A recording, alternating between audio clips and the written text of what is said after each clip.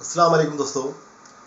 आज देखिए मौसम जो चल रहा है इस वक्त बरसात का मौसम ख़त्म होने को है और सर्दियों की शुरुआत होते होते एक मर्ज पैदा होता है जो मच्छर की वजह से होता है, जिसको सभी जानते हैं आजकल, डेंगू। इसका सही वर्ड जो है वो डेंगी है, लेकिन इसको डेंगू के नाम से ही ज़्यादा पहचाना जाता है। इस मर्ज में आज हम आपको बताएंगे इस मर्ज से बचने का तरीका, इसकी रोकथाम, और अगर ये हो जाए तो क्या करना है। इसलिए क्योंकि बहुत करंट टॉपिक है और बहुत ज़्यादा ध्यान से सुनने की ज़रूरत है, क्योंकि ये बहुत बुरी तरह से आजकल फैलता है।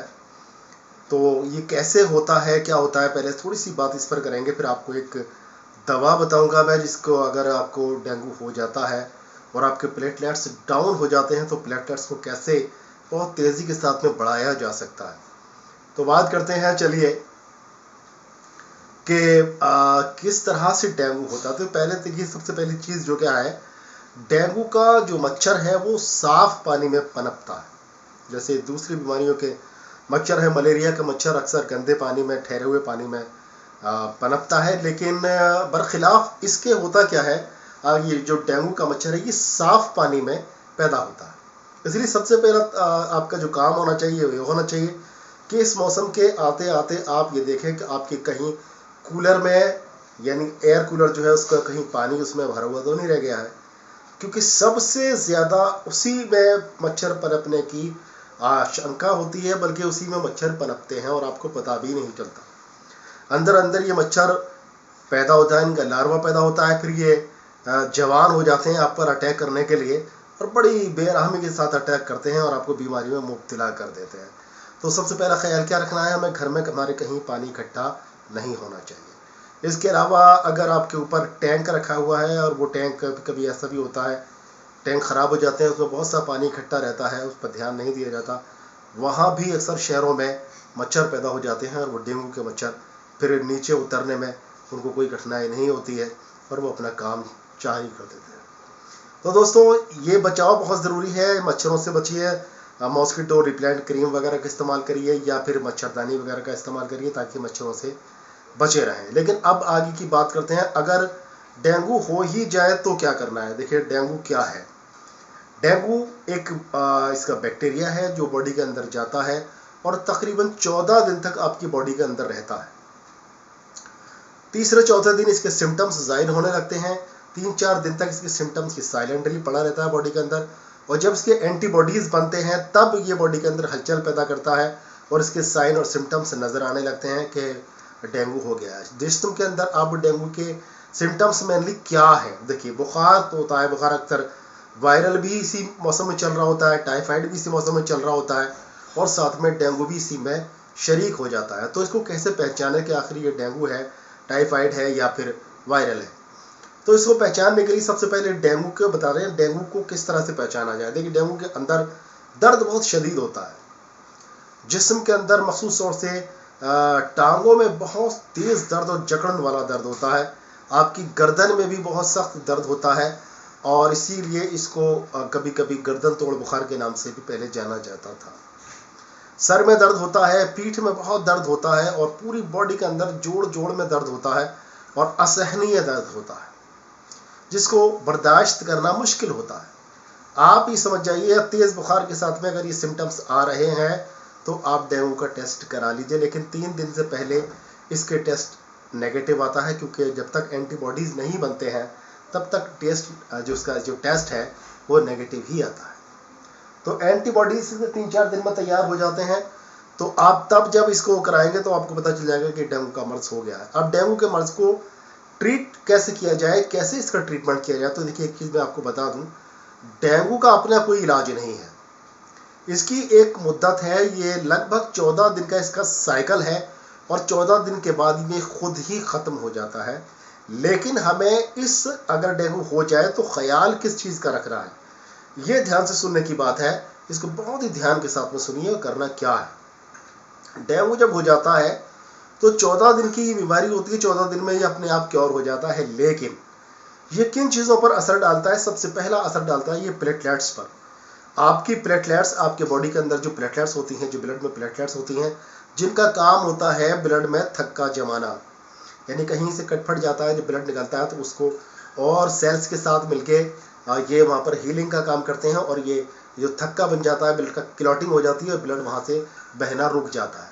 अब होता क्या है, जब प्लेटलेट्स आपके टूटने स्टार्ट होते हैं तो ब्लड बहुत थिन हो जाता है, पतला हो जाता है, और वो मखरज, ये किसी भी मखरज से ब्लड बहना शुरू हो जाता है, नाक से, कान से, मुंह से, अनस से, कहीं से भी ब्लड ब्लीडिंग स्टार्ट हो जाती है, जो कभी कभी जानलेवा साबित होती है। और दोस्तों, इसके अलावा, प्लेटलेट्स के अलावा भी अक्सर लोग यही देखते हैं कि प्लेटलेट्स बढ़ जाएं तो ठीक है, लेकिन सबसे ज़्यादा असर, इसका गंभीर असर जो होता है वो लीवर पर होता है और आपकी किडनी पर होता है, जिसको अक्सर लोग नज़रअंदाज कर देते हैं। लेकिन अगर डेंगू के मरीज को उल्टियाँ स्टार्ट हो गई हैं तो ये जान लीजिए कि इसका असर लीवर पर हो चुका है, तो वहाँ पर लीवर का ट्रीटमेंट करना बहुत ज़रूरी है। अगर पेशाब से संबंधित बीमारियां दिखाई दे रही है, सिम्टम्स दिखाई दे रहे हैं, सूजन दिखाई दे रही है बॉडी पर, पैरों पर, तो ये जान लीजिए कि ये इसका जो हमला है वो आपके किडनी पर, आपके गुर्दों पर हो चुका है, तो वहाँ पर उसको भी प्रोटेक्शन देने की ज़रूरत होती है। तो दोस्तों, अब ये जानते हैं कि आखिर वो कौन सी मेडिसिन है जिनसे आप डेंगू का ट्रीटमेंट कर सकते हैं। हमें क्या करना है, हमें 3 चीज़ें करनी है।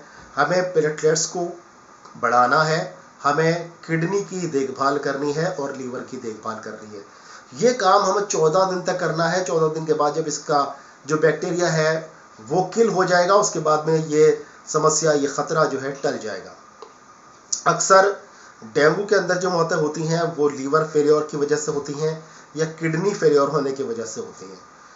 प्लेटलेट्स होने की वजह से भी, ज़्यादा ब्लीडिंग होने की वजह से भी ये कभी कभी कैजुअलिटी की वजह बनती है। आज मैं ऐसी 4 मेडिसिन की बात करूँगा जो आपके प्लेटलेट्स को बढ़ाएंगे, जो आपकी किडनी की हिफाजत करेंगी, जो आपके लीवर की हिफाजत करेंगी। तो आपको एक मेडिसिन तैयार करनी है, जिसको तैयार करके आप किसी डेंगू के पेशेंट को दे सकते हैं, ख्वाह वो आपके घर में हो, पड़ोस में हो, कहीं भी हो। ये वीडियो आज की वीडियो आपके लिए बहुत ज़्यादा ज़रूरी है, लेकिन आपको ना हो, किसी और को हो सकता है, तो आप कम से कम उसके काम आ सकते हैं।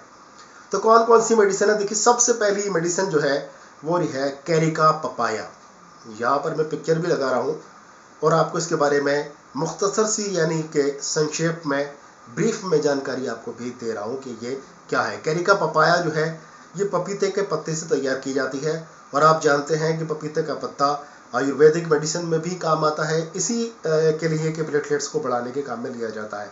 लेकिन जब आप इसको किस पोटेंसी में यूज़ करना है, तो इसको आपको यूज़ करना है मदर टिंचर में। कैरिका पपाया एक मेडिसिन हो गई, मदर टिंचर में, यानी क्यू पोटेंसी में लेना है इसको, ठीक है, हो गया, एक हो गई। दूसरी मेडिसिन लेनी है आपको गिलोय। नुस्खा वही है जो आयुर्वेद में चलता है। अगर आप चाहें तो इसको आयुर्वेदिक तरीके से भी बना सकते हैं, और चाहें तो आप इसको होम्योपैथिक तरीके से भी बना सकते हैं। होम्योपैथिक में बनी बनाई मेडिसिन मिल जाती हैं, आयुर्वेद में ही जड़ी बूटियों के तौर पर मिल जाती हैं, तो आप इसको भी बना सकते हैं। तो कौन कौन सी मेडिसिन है, पहली मेडिसिन हुई कैरिका पपाया, तो आप इसकी जगह पर पपीते के पत्ते ले सकते हैं। दूसरी मेडिसिन हो गई आपकी गिलोय। तो आपको गिलोय अगर हरी मिल जाती है, गीली गिलोय मिल जाती है, ताज़े गिलोय मिल जाती है, तो वो ले लीजिए, वरना गिलोय नाम से होम्योपैथिक मेडिसिन आती है, वो ले लीजिए। अगली जो मेडिसिन है, तीसरी मेडिसिन, वो है चिरायता। चिरायता ये एक नेपाली बूटी होती है, कड़वा चिरायता के नाम से आती है।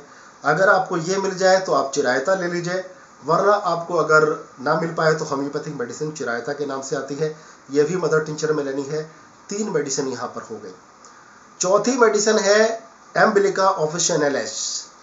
एम्बिलिका ऑफिशियनालिस ये क्या है, ये आंवला है। ये भी आपको सूखा हुआ मार्केट में अवेलेबल है। आयुर्वेद में इसको अगर बनाना चाहते हैं तो आप आंवला ले लीजिए, सूखा आंवला ले लीजिए।